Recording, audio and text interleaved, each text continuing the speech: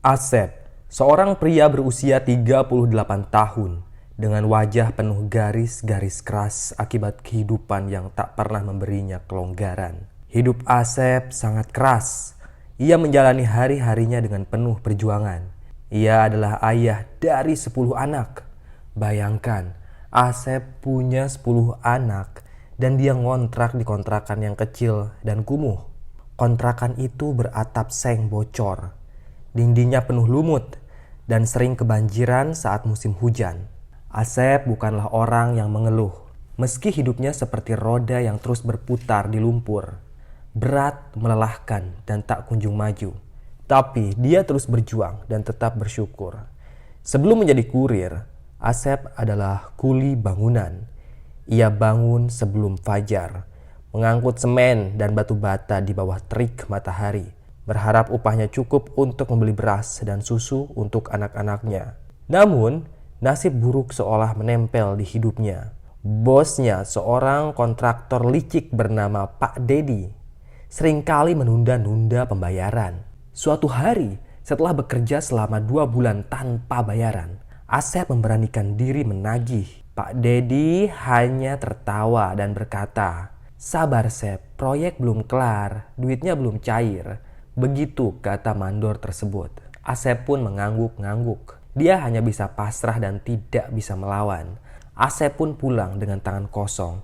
Untuk makan dan beli susu, Asep akan berhutang ke tetangga kontrakannya. Tak hanya itu, Asep juga dikhianati sahabatnya sendiri. Sahabatnya bernama Ujang. Si Ujang pernah meminjam uang Rp500.000 pada Asep. Kejadian itu sudah lama sekali, sekitar 8 bulan yang lalu. Tapi uang itu tidak kunjung dikembalikan. Dan saat Asep mendatangi kontrakannya Ujang, ternyata kontrakan itu sudah kosong. Ujang kabur begitu saja. Dia tidak bertanggung jawab. Kehidupan Asep semakin sulit ketika suatu sore, saat ia berjalan pulang dari pasar, ia melihat sebuah motor terparkir sembarangan di gang sempit dekat kontrakannya. Motor itu menghalangi jalan. Dan Asep dengan niat baik memindahkan motor itu ke sisi gang agar tidak tertabrak mobil yang lewat. Namun nasib buruk kembali menimpanya. Seorang warga melihatnya dan berteriak, "Maling! Maling motor!" Dalam sekejap kerumunan warga berdatangan. Asep berusaha menjelaskan, tapi tak ada yang mendengar. Tinju dan tendangan menghujani tubuhnya. Ia meringkuk di tanah, melindungi kepalanya, sementara warga terus memukuli tanpa ampun. Beruntung seorang polisi yang sedang patroli lewat di gang itu. Dengan susah payah, polisi menghentikan amukan massa dan membawa Asep ke kantor polisi untuk dimintai keterangan. Setelah terbukti bahwa Asep bukan maling, ia dilepaskan. Tubuhnya terlanjur babak belur, matanya bengkak, tapi ia bersyukur masih hidup. Asep sempat dibawa ke rumah sakit. Dia dirawat di sana. Untungnya biaya perawatan itu ditanggung oleh masyarakat yang telah memukuli Asep. Mereka merasa bersalah karena ternyata Asep bukanlah maling. Beberapa minggu setelah kejadian itu, seorang kenalan Asep bernama Joko menawarinya pekerjaan sebagai kurir cash on delivery atau COD. Joko adalah seorang supervisor di sebuah perusahaan logistik kecil. Kerjanya capek Sep, tapi duitnya lumayan sih, asal rajin. Lo bisa bawa pulang cukup buat anak-anak, kata Joko. Asep yang sudah putus asa dengan dunia konstruksi, ia menerima tawaran itu tanpa pikir panjang. Ia diberi sepeda motor butut milik perusahaan dan mulai menjelajahi kota, mengantar paket dari pagi hingga malam. Menjadi kurir tidaklah mudah. Asep harus menghadapi hujan deras, panas terik, dan kemacetan jalanan Cirebon yang kadang membuatnya terlambat sampai ke pelanggan. Ia juga sering menghadapi pelanggan yang rewel, menolak membayar, atau mengeluh karena paketnya penyok sedikit. Tapi Asep menjalaninya dengan sabar. Ia membayangkan wajah anak-anaknya yang tersenyum saat ia pulang membawa beras atau sekaleng susu. Hingga suatu hari, Asep mendapat order untuk mengantar paket ke sebuah kampung di pinggiran Cirebon. Alamatnya di sebuah gang sempit yang dikenal sebagai sarang preman. Pelanggan bernama Maman, seorang pria yang terkenal di daerah itu sebagai preman kampung. Asep tak tahu banyak tentang Maman, tapi ia pernah mendengar kasus bahwa Maman adalah orang yang temperamental dan tak segan menggunakan kekerasan. Saat tiba di lokasi, Asep disambut oleh Maman. Pria bertubuh besar dengan tato naga di lengannya. Maman membuka paket yang dipesannya. Itu merupakan sepasang sepatu. Tapi tiba-tiba saja wajah Maman berubah menjadi sangat marah. "Ini apa? Bukan merek yang gue pesen. Lo kurir kok ngantar barang abal-abal begini?" bentak Maman. Asep berusaha menjelaskan bahwa ia hanya kurir dan tidak punya kuasa atas isi paket. Tapi Maman tak mau mendengar. Dia pun berkata, "Gua bayar mahal. Lo kira gua orang miskin?" kata Maman. Tiba-tiba Maman mencekik leher Asep dengan tangan kanannya. Asep berusaha melepaskan diri, tapi dua teman Maman yang tiba-tiba muncul dari belakang langsung mengeroyoknya. Pukulan dan tendangan menghujani tubuh Asep. Ia jatuh ke tanah, merasakan rasa sakit yang sama seperti saat dikeroyok warga. Darah mengalir dari hidungnya dan ia hampir pingsan. Namun, sesuatu dalam diri Asep berubah saat itu. Mungkin karena ia lelah dengan ketidakadilan yang terus menimpanya, atau mungkin karena ia teringat anak-anaknya yang menunggu di rumah. Dengan sisa tenaga yang ada, Asep meraih pisau lipat yang selalu ia bawa di saku celananya. Pisau yang biasa ia gunakan untuk membuka kardus paket. Dalam keputusasaan dan amarah, Asep bangkit dan menikam Maman. 1 tusukan, 2 tusukan, hingga 11 tusukan mendarat di tubuh Maman. Preman itu ambruk, tak bergerak lagi.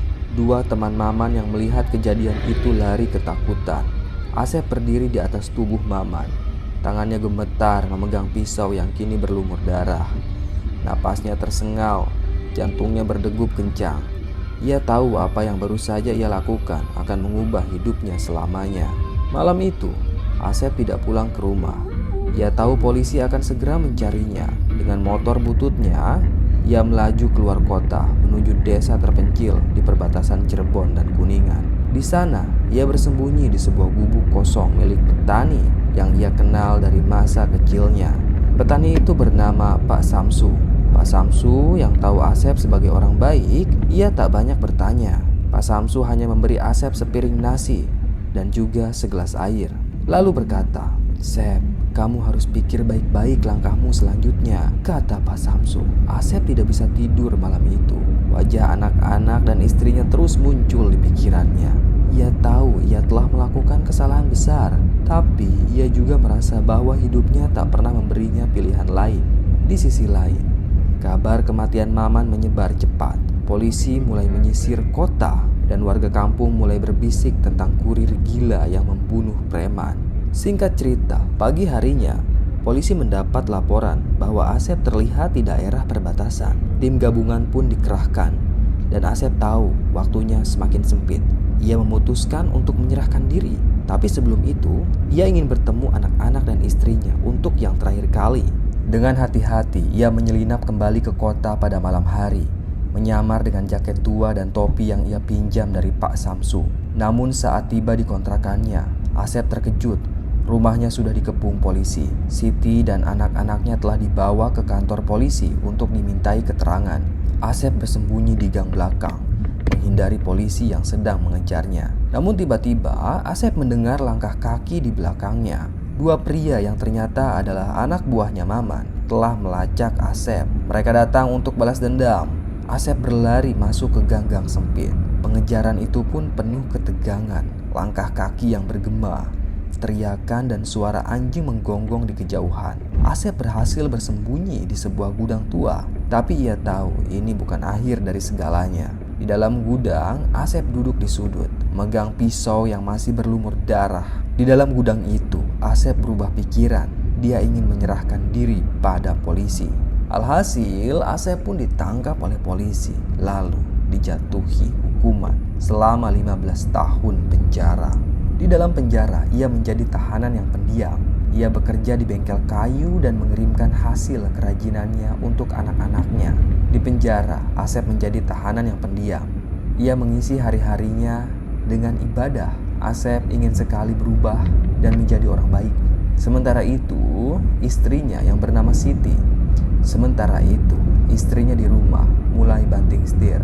Ia harus menghidupi anaknya. Istrinya Asep pun harus berkeliling jualan bakwan. Sungguh malang nasib keluarga Asep. Namun di sisi lain, kisah Asep menjadi pembicaraan di Cirebon. Ada yang menyebutnya sebagai penutup keadilan bagi preman seperti Maman. Kisah Asep menjadi viral di Cirebon. Ada yang pro dan ada juga yang kontra. Banyak dari mereka mendukung tindakan Asep yang sudah membunuh Maman. Maman memang sangat meresahkan di kalangan warga. Maka dari itu, banyak sekali warga yang mendukung tindakan si Asep. Tapi ada juga yang kontra. Menurut mereka, tindakan Asep itu adalah berlebihan.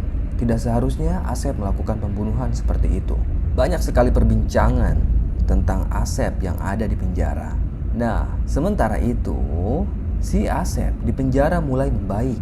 Dia ingin melupakan masa lalunya tentang pembunuhan tersebut. Seperti yang sudah Mbah bilang, Asep rajin sekali ibadah. Setiap jam waktu sholat, musola di lapas itu tidak pernah sepi. Asep bahkan mengajak teman-temannya untuk kembali pada Tuhan agar hidupnya tenang. Banyak sekali dari teman-temannya Asep yang bergabung dan tobat. Mereka sholat di masjid itu setiap waktu datang.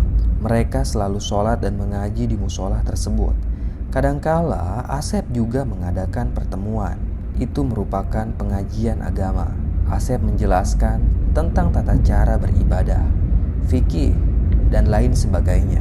Nah, si Asep ini memang dulunya pernah pesantren. Sedikit banyak dia tahu tentang aturan-aturan dan ajaran agama yang ia anut, yaitu agama Islam. Namun ternyata takdir Asep memang harus sulit. Sekalipun di dalam penjara, Asep tidak pernah luput dari bahaya. Di dalam penjara itu ada geng-geng yang siap mengincar Asep. Para geng itu sangat brutal. Mereka bisa membunuh orang di toilet, menusuk orang-orang tersebut menggunakan gagang sikat gigi yang sudah dilancipkan.